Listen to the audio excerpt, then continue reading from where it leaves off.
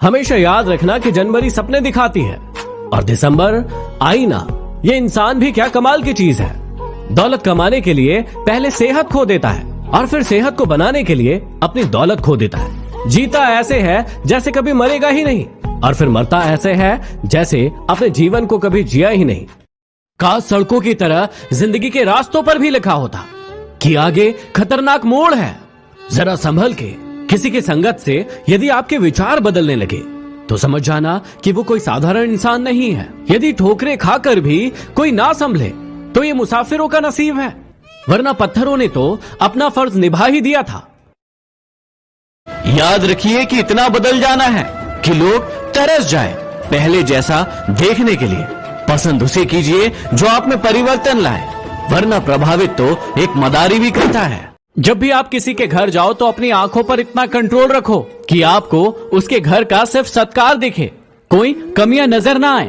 और जब भी आप किसी के घर से वापस लौटो तो अपने मुंह पर इतना कंट्रोल रखो कि उसके घर की इज्जत और राज दोनों सलामत रहे। ध्यान रहे कि धूप कितनी भी तेज हो लेकिन समुद्र के पानी को सुखा नहीं सकती। इसी प्रकार आपके जीवन में भी कई बार हार आती है, लेकिन उम्मीदों का सागर यदि आपके पास है तो उन हारों का आपके जीवन में कोई फर्क नहीं पड़ेगा। अहंकार और संस्कार में फर्क होता है। अहंकार दूसरों को झुकाकर खुश होता है, जबकि संस्कार खुद झुककर खुश होता है। गलती स्वीकारने और गुनाह को छोड़ने में कभी देर मत करना, क्योंकि सफर जितना लंबा होगा वापसी उतनी ही मुश्किल होगी। याद रखना कि पानी वही सही रहता है जो बहता रहता है। गड्ढे में पड़ा पड़ा पानी भी खराब हो जाता है। इसलिए यदि आपकी जिंदगी में भी बुरा वक्त चल रहा है तो आप आगे बढ़ते रहिए। एक जगह ठहर कर अपने जीवन को बर्बाद मत कीजिए। जब आंखों में अरमान लिया, जब मंजिल को अपना मान लिया, फिर मुश्किल क्या और आसान क्या, जब ठान लिया तो ठान लिया।